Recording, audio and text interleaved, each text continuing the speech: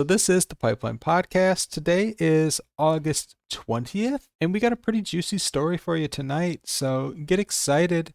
We cover conspiracy theories and current events, and this is a little bit of both. So let's just look at our first source for tonight. Top Justice Department official warned Biden administration against sweeping Autopen pardons. There was like an email that got leaked today, and we'll cover it. We have the email here. It's basically saying like, hey, Biden's oral pardons were not specific enough. I need it in writing. I recommend it in writing. And that's basically what that letter is saying. But this article kind of talks about it. So this happened a couple days before Biden left office, and was just saying like the pardons were too vague. And these were like oral pardons. Like Biden just said something. And they were saying like, oh, it's too vague. I need like, tell me who you want to pardon. Just like put their names on a list, and I'll do it. It'll make it easier. Apparently, he also claims that the Justice Department was blocked from playing any role in vetting the candidates for clemency. Which I read the email, the leak. I don't think that was in there. I don't know where they're getting that from, but we'll double check it. So it was released by this Oversight project, which is not very credible. I spent like 10 or 20 minutes kind of looking into it before starting this video, and it is kind of juicy. So say you're not into right-wing conspiracy theories, there's still a reason to stay and watch this video, because the Oversight project is owned by the Heritage Foundation. So this, I don't even know what this is yet. Is this a conspiracy made up by the right, or is this a conspiracy by the left? I don't even know yet, because I don't trust the source of this leaked email. Again, it's a leak, so it might not be true. It could be fake. And then it turns out the people that sourced this leak is the Heritage Foundation. Stay tuned. We're going to look into it. So basically, like, Trump and MAGA people critique Biden's use of the Autopen, because he used it a lot. Biden issued more pardons than any other president. Basically, what we're going to talk about tonight is some of the people that he pardoned were like violent criminals, and it was because his like oral pardons were kind of vague, and he didn't, like write down a list of just like names of people to pardon. So there was like a couple mistakes in there, and people are saying it's like highly problematic. Some of these people like shouldn't actually get pardoned. They shouldn't get released, but it's kind of like, well, it's a pardon, so you can't really do anything about it. That's kind of like what's going on here. And we'll look into it a little bit more. So here it's just talking about like one of the violent offenders, basically someone that shouldn't have got pardoned. It was kind of a mistake. And then this guy, Weinsheimer, he like sent an email asking for clarification on the pardons. And this all happened like days before Trump's inauguration. Trump says the pardons were illegal because they were not signed by Biden personally, but that doesn't really matter here, because it is like a thing. Like Biden doesn't personally need to sign in every like pardon or executive order. He can use the Autopen. It's still like a real thing. He's just saying that. Think of like any document online that you've ever e-signed. If you go off Trump's logic here, anything that you've signed electronically like is void. That it's not like a real thing, even though Trump wants it to be a real thing, which is kind of like what he does. He'll always kind of like push his agenda. But the pardons are legal, even if they were used with an Autopen. And if you don't know what an Autopen is, basically it's a DocuSign type thing, or like a stamp. You can almost think of it that way. It's not his signature. It's just kind of like printed on there.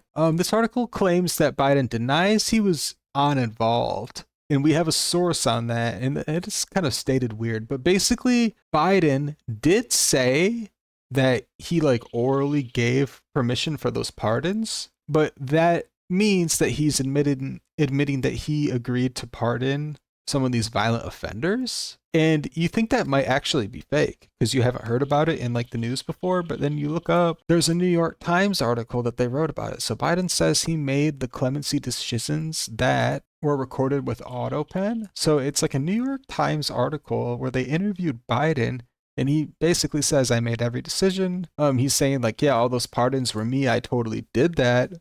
But then what happened is he had like these sweeping, like huge pardons. He pardoned more than anyone, than any other president. And some of the people pardoned were like violent criminals because his pardon instructions were too vague. We do have the email here where this is some guy that works at the Department of Justice, apparently. And he's saying like, hey, we need more clarification. What we really need is just a list of names and we'll pardon them.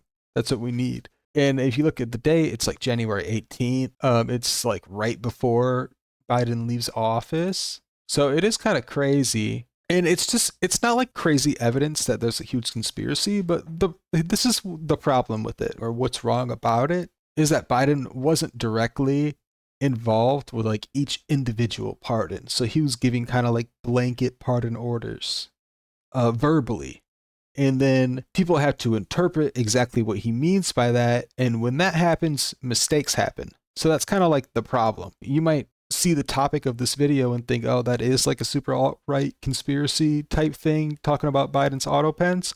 But really, like, there are some things that are concerning here. I mean, that's kind of what we're talking about tonight. This article is like super right-wing, but it just kind of talks about like different Autopens. So I guess it's trying to allege that maybe there's a link between like certain printings of these Autopens.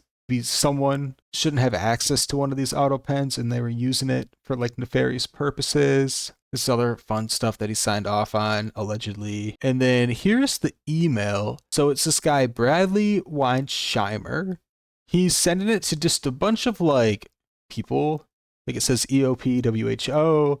There's some like DOJ people somewhere in here as well. And he's talking about the pardons, the clemency list, and he's saying it's highly problematic and they're not able to understand Biden's meaning like appropriately, consistent with his intent. And then it's saying like, we need more direction. Here's 4 possibilities. Only the last one is satisfying. And the last one is basically just, we need a list of each name, or at least more clarification, more guidance on it, because we don't know who the fuck exactly you want us to pardon. So that's kind of the leak. And then again, we do have New York Times confirming, like, they interviewed Biden. Biden claims he made that decision. He stands by it. So the mistake's really on him at that point.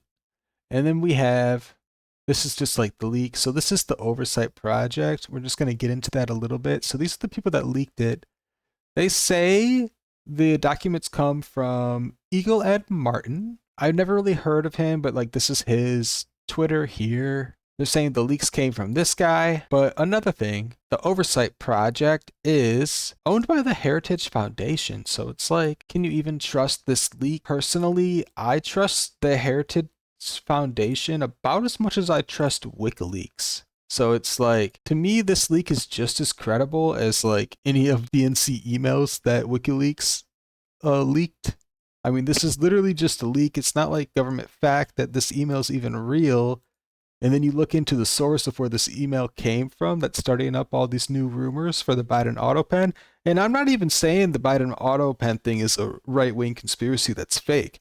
I do think there are some huge like things that are concerning about his Autopen, just because like the New York Times article does like kind of prove here that Biden stands by these pardons that he made, and these pardons that he made, like some of them were so vague that violent criminals ended up getting pardoned like accidentally is what it looks like. So I do think there are some problems with that.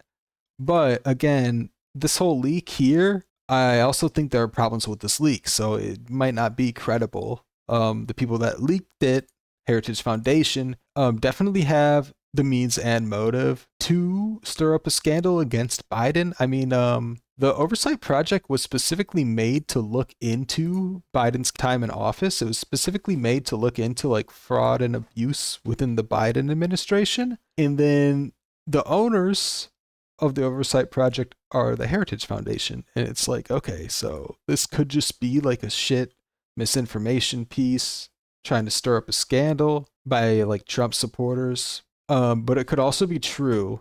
And it probably is true, but it's just not really confirmed yet in my eyes. So I did want to talk about that. But that really is the video. So kind of an interesting one because it is kind of like, I mean, this just dropped like today, this new leak. Or let's see. Yeah, it just dropped yesterday. Within the last 24 hours, it has been a hot topic. So Biden's Autopens, people, have been saying like, was he really going through all of those Autopens? I mean, there was so many. There was more pardons than any other president. Like, was he really going through all of those himself? We see here in his interview with the New York Times, he says that he made every decision. But we also have some sources that say a lot of his blanket pardons were given orally. And we even have a source here that looks to be legitimate that says like, hey, we need more clarification on Biden's pardons. We really just need a list of all the names. And they never got it. So that's what we were talking about tonight. If you like this kind of stuff, definitely subscribe, check out more of our videos on the channel. And this is like a weekly update video, so it's just, some, I don't know if this is, this news is new. I don't know if I'd call it like breaking news, like a super crazy story. But it is something that's relevant to the channel, so that's why we're covering it. And then this is something we do throughout the week. We just cover like current events. And then every Wednesday, we do a long form podcast and we stream it live on Twitch if you're interested in joining in the conversation. It's always a lot of fun. So definitely check it out and have a great night.